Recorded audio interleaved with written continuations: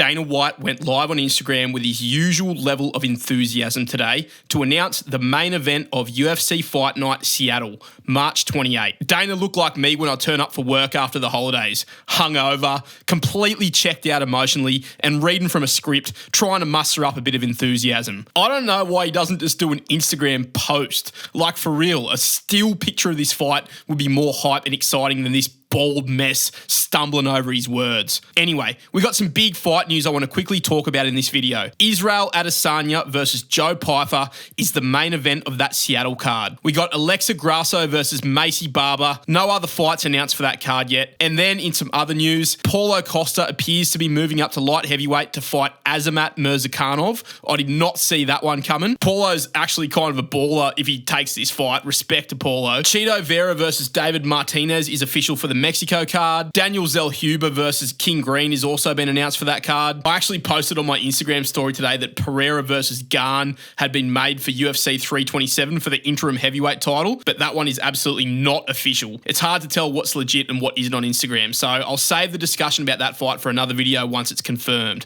but there's some rumours flying around about that one too. I'm going to give my quick thoughts on each of these matchups for you guys and my early predictions. I'm tired, this won't be a long video. Also, huge thanks for all the love on the prospects to watch video. We got to 100 subs and a few bonus. Took a few months, but the channel is on track and we made it to 100, boys. I'm basically the Mr. Beast of YouTube MMA these days. I've got plenty more cooked vids to come, so remember to subscribe if you like the content and you want some more. Let's punch on. Okay, the big news. Ciryl Adesanya is back after his devastating knockout loss to Nasruddin Imavov. He's stepping in to headline another fight night, this time against salty Joe Pyfer. Here's Dana White making the announcement. I gotta say, warning, trigger alert, if you're somebody who doesn't deal well with excitement and loud noises and high energy, you might just want to just check yourself for this one, because Dana, oh man, he's in a good mood. He's going crazy for this one. You can tell he's very, very excited to announce this banger card.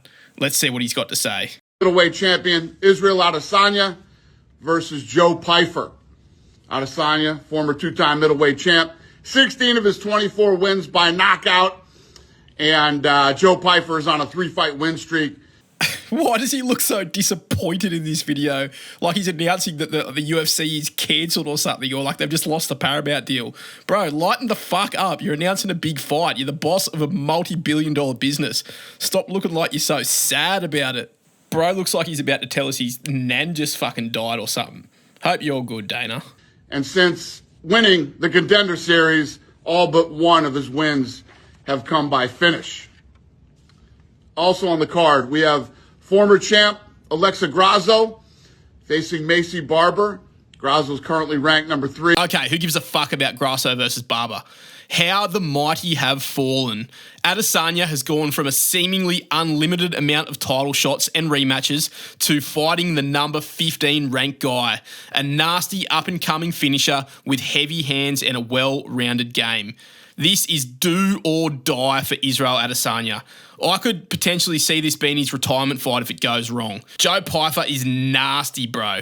And Imavov is not exactly known for being a huge power puncher or a knockout artist, and he sent Izzy flying across the octagon and put him away. Joe Pyfer has dynamite in his hands, bro. I can see this ending very badly for Izzy. I have a sneaky suspicion that he's more washed than we even realise. Just look at his last few performances. I don't know, man. We chalked a lot of those up to him taking on elite opponents, but I kind of have a new lens on this now. His Strickland performance was fucking atrocious. We know that Dana and Izzy himself made a ton of excuses and did a bunch of coping after that fight, but Izzy looked so shit in that fight. He fought like he was scared of Strickland, and Strickland isn't exactly a Tiba Gautier, is he? Izzy just looked gun-shy and really one-dimensional. He got sat down bad in round 1, almost finished, and then just got walked down and shut down for the rest of that fight. Then we had the DDP fight. He looked decent in there with DDP, but still ultimately got dropped and submitted. And now we've seen a severe lack of wrestling ability from DDP. Well, at least it appeared so in the Hamzat fight. That is Hamzat, though. And then against Imavov, yeah, look, Izzy was doing okay on the feet, but the knockout just felt inevitable in that fight. Imavov just did not look scared of Izzy at all. And then he just nuked him with a straight one down the pipe, and Izzy's chin just doesn't hold up anymore.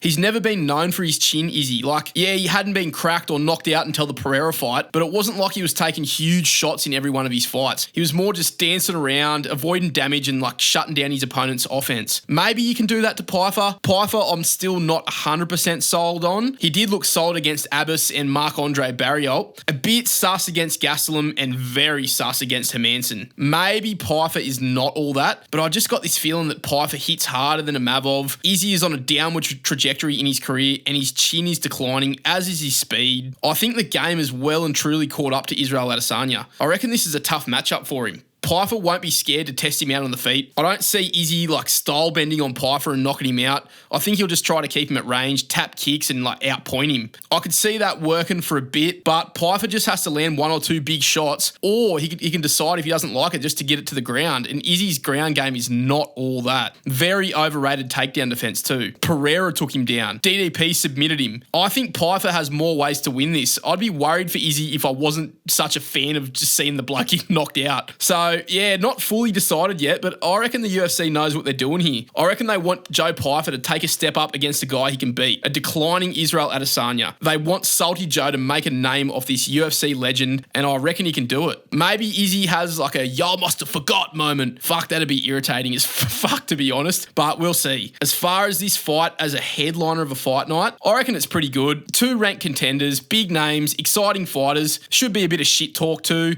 Yeah, I reckon it'll be a good card. Let's hope that Grasso versus Barber isn't the co-main. It probably will be, to be honest. Dana White announced it as the second fight, so they'll probably end up putting that as a co-main. At least it's not the main event. Hopefully they stack a decent card underneath it anyway. Barber versus Grasso, don't know, don't really care. I'd lean Macy Barber. She seems to have a bit more mongrel in her lately. Grasso seems to fight in like a really polite way. So yeah, I'd probably lean toward Macy Barber winning by like decision. In other news, Paulo Costa, shortly after pulling out of his fight against Bruno Ferreira on UFC 326, the Holloway Oliveira card, supposedly he's signed to fight Azamat Murzakanov on UFC 327. Now, this hasn't been updated on the UFC website yet, but that usually doesn't mean shit. It still has the Costa versus Ferreira fight on there. Multiple sources have confirmed the Costa Murzakanov fight.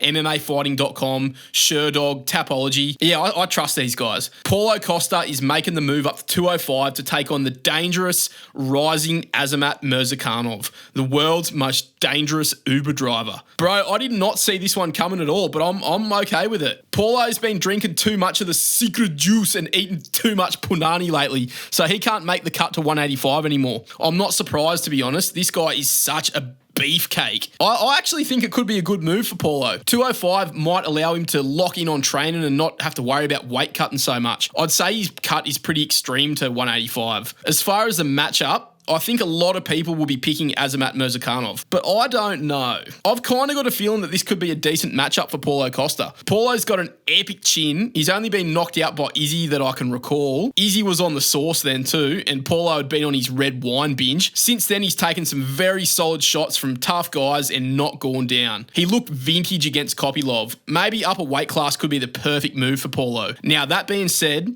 Azamat Murzakanov is a very dangerous opponent. He's been mogging guys, knocking blokes out left, right and centre, undefeated and crushing bulk cans at light heavyweight. But he'll get his money worth from Paulo Costa. I reckon Murzakanov's body is there to be hit. He doesn't look particularly conditioned downstairs, and we know Paulo's got nasty body kicks and punches. I could see a world where Paulo Costa comes in locked in and on the secret juice and TKOs Azamat Murzakanov via body shots. That's where I'm actually leaning at the moment. But of course, no big surprise if Azamat Murzakanov nukes him. Maybe they go tit for tat. Looks like it's going to be a 3-rounder, so it could be a bit of a tit-for-tat decision where they give each other too much respect as well.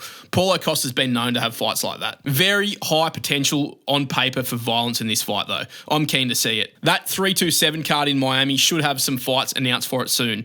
I reckon this could be on the main card. Something like this with a big, light heavyweight contender matchup makes me think we could be getting Yuri versus Ulberg, hopefully. Go watch my 327 card builder vid if you want my thoughts on that shit. But yeah, I never believed that Paulo Costa is fighting until he actually steps into the octagon. Even then, be skeptical. This guy just goes by the beat of his own drum. Let's hope he makes it, honestly. I'd love to see him knock out Azamat Murzakanov. Props to Paulo for taking the fight if he actually does. I can't imagine too many guys are lining up to take on Murzakanov at 205. If Costa gets slimed out, though, he's probably done. It'll be time to fight Marvin Vettori on the prelims of an Apex card if he pulls out or loses. We've got a couple of fights shaping up for this Mexico fight night too. Chito Vera versus David Martinez is official as per multiple sources. Respect to Chito, man. This guy is not scared of fighting. He's constantly taken on the up-and-comers at bantamweight, not scared of nobody. I fucking love Chito, man. He's the heart and soul of 135. My nephew was even named after this guy. Poor kid's name is Chito. Legit, just go and look at Chito's resume. People forget, man.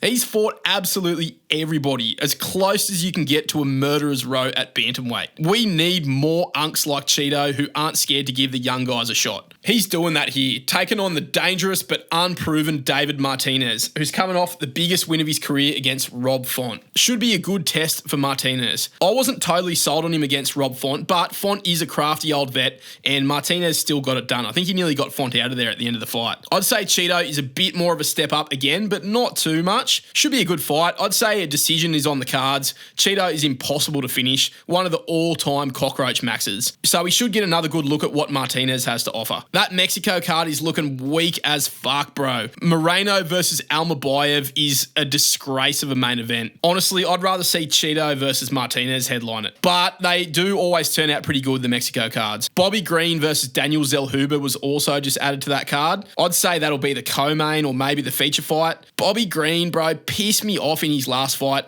At least he's getting back in there quickly, but man, I'd love to see Zellhuber finish fucking Bobby Green, knock this prick's block off, eh? Zellhuber needs to get himself back on track. He's on a 2-fight L streak after looking really promising before that. He's lost to Esteban Rivovic in a fucking war, from what I recall. I think that fight was at the Sphere and it was insane. And then he lost to Michael Johnson.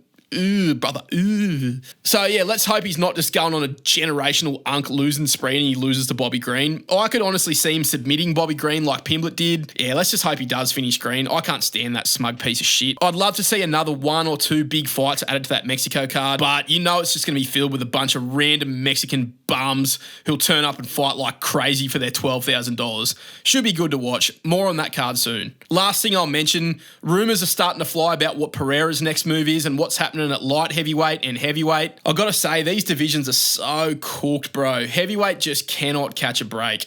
I might make a video about how shit this division is soon.